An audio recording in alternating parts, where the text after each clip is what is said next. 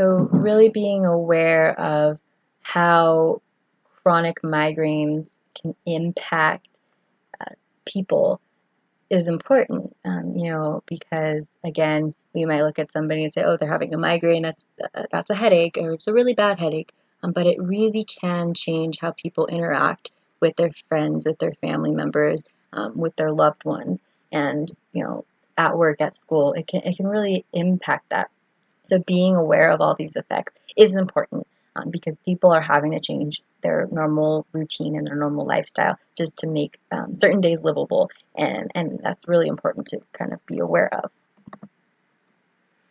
Um, so as a lot of medical conditions, migraines definitely have an impact on the family. Um, and so being aware of how families might be impacted and how to help those families is going to be important. Um, there on the other end, when our clients or our patients are constantly canceling plans that have been made or avoiding making plans, when they see their loved ones not feeling good or not able to go out or just wanting to be left alone, maybe that irritable feeling that happens could also lead to feelings of depression. Clients, families might not understand what's going on, and to them, they're having a migraine, but they don't get all of these different things that come along with a migraine. So individuals might feel worried. They might feel guilty or sad about how this condition's affecting who they love. They might not know how to help, and sometimes when they do help, it's not helping the client the way that the client needs to be helped. And again, clients often just want to be left alone, need to be left alone in the dark to rest, or in a quiet place to rest. And people might feel like they can't help somebody with chronic migraines, and sometimes they can, and sometimes they might not be able to. Individuals that know people with individuals who have migraines might feel that they'd be better partners or better parents if they didn't have migraines, which then impacts how they interact in relationships or how they interact with their children.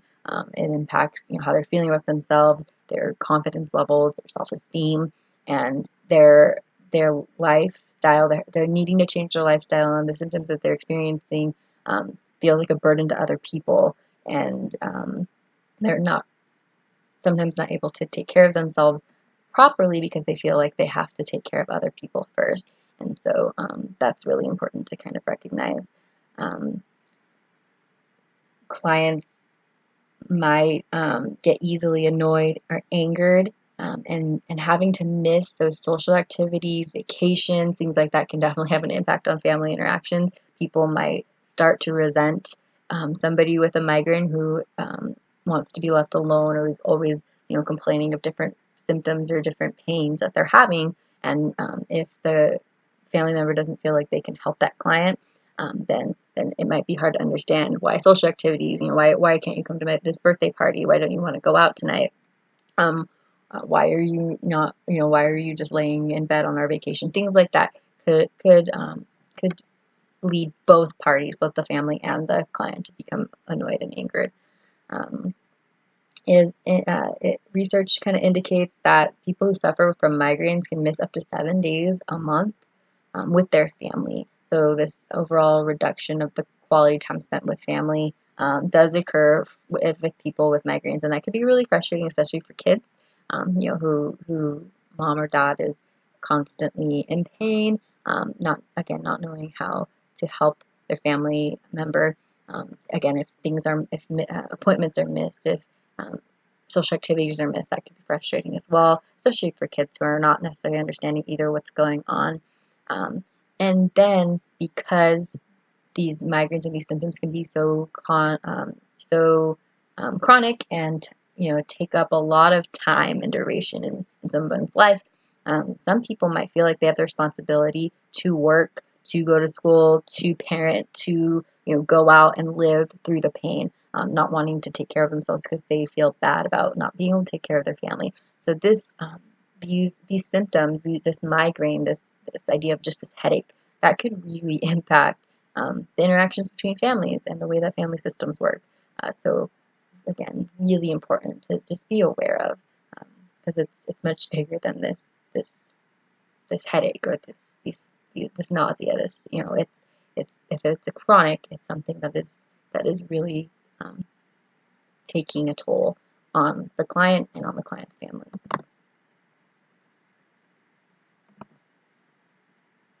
Okay, so we talked about, ways to kind of help a client, how we can help a client in that kind of CBT area, or changing different lifestyles and changing different patterns.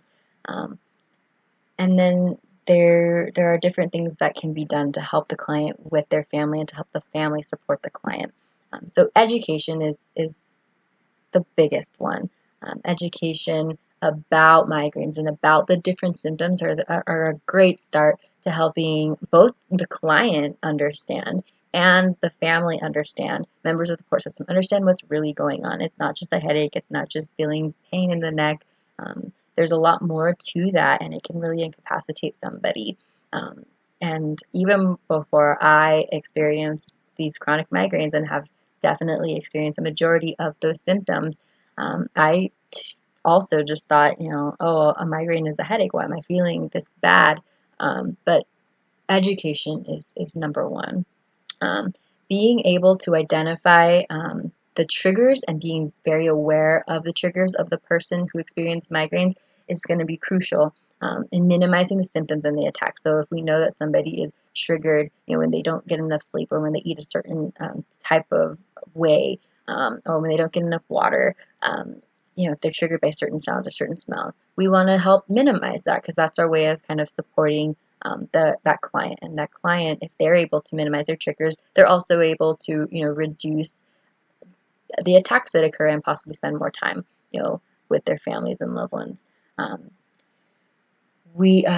For the family members, accompanying a client to the doctor appointments can be helpful to relay information, especially because sometimes clients, if they've had recent attacks, might not be able to focus or to remember some of the things they were feeling. And then that person that goes with them can take notes on some of the recommendations that were made, and make sure that both are kind of hearing what's going on so they could be on the same page in that treatment plan.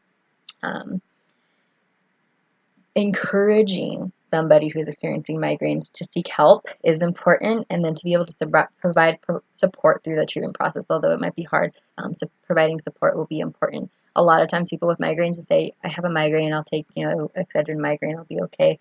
But they might not realize that some of the other things that are going on are related to that migraine. Some of those symptoms, like feeling nauseous, feeling tired, that they might not relate that to a migraine. So it's, again, important to encourage people to seek help and get treatment, different types of treatment, not just with medication, but in their lifestyle, changing certain ways that they think and certain ways that they behave, so that that can minimize those the symptoms.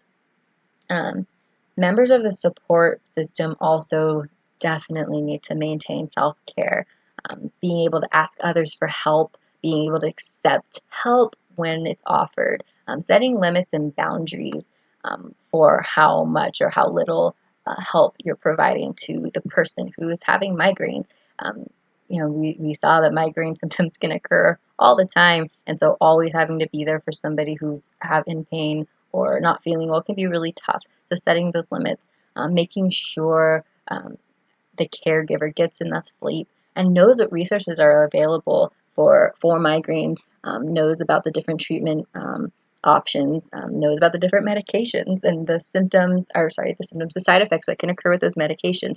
So knowing what's going on and knowing where to go and who to reach out to for help. So there's resources, how they're available, where they're located, things like that. And then to also take care of physical and mental health, going to your own doctor appointments, going to your own counseling if necessary. As a caregiver, it's really important to make sure all of those things are kept in mind. Do things to reduce stress, such as exercise, and make sure you're taking time off for your own interests and hobbies. So we probably all know somebody who has migraines occasionally. Maybe we know people with chronic migraines. It's really important to take care of ourselves, and so that we can avoid our own medical health issues in the future, hopefully. Increasing communication is the biggest one to kind of increase and maintain that strength of family support in the support system. Making sure both parties, the client and the family members, are able to talk to each other. What's going on? Does everyone feel about this? What's the best way to help the person who's having migraines? How do we not help the person who's having migraines? There's certain things that might trigger the migraine symptoms even more. So communicating to the family what to do and what not to do, and then the family also gets to communicate back to the client, how they're feeling when they see the client suffering from migraines, how they would like to help, how they can help, how they can't help. All those things are really important to address. And one of the biggest things I would say, especially being someone who's experienced migraines, is to live in the moment. Really being able to enjoy every moment possible, because clients who have migraines really don't know necessarily when their next migraine is going to start, and having to constantly reschedule things or cancel things or avoid scheduling things because they might have a migraine can be tough. So being able to enjoy the times that you know are the current time, the present, and enjoy times where there is no migraine is going to be really important. Enjoying today is really important because tomorrow we might have a migraine, or we might be experiencing other symptoms for other medical health issues. So again, in increasing this level of family support, it's good for both the client and the family members to really just live in the moment with each other. Um, all of these things can be helpful when working with clients, not just who are suffering from migraines, but who are suffering from any chronic medical situation that might impact them on a daily basis or on a weekly basis, giving them the opportunity to be incapacitated in certain areas of their life. So focusing on client support and focusing on family support at the same time is really going to be helpful. And as stated, with migraines, there are all kinds of ways to help somebody. And again, everyone might look different. Some people might have one migraine in their lifetime and never again. And some people might have symptoms of migraines every day and not know how to help themselves, minimize some of those symptoms. And medication, although helpful, is not always enough, and obviously not always long lasting. So figuring out how to help clients in different ways, in addition to medication or instead of medication, and figuring out how to balance that with the family support and make sure the family is also taking care of themselves. It's a lot of work, but it's manageable, and it can lead to people enjoying their time with their families, which is great. So that is the information that I have for you today. If you have any questions, please let me know, and I'll gladly respond and answer more or provide any more information that anyone else might want to know. I'll just kind of click on this so you can see some of the resources. Very small. Some of the resources that I use. Again, if you have any questions, let me know. And I appreciate you listening, and have a good day.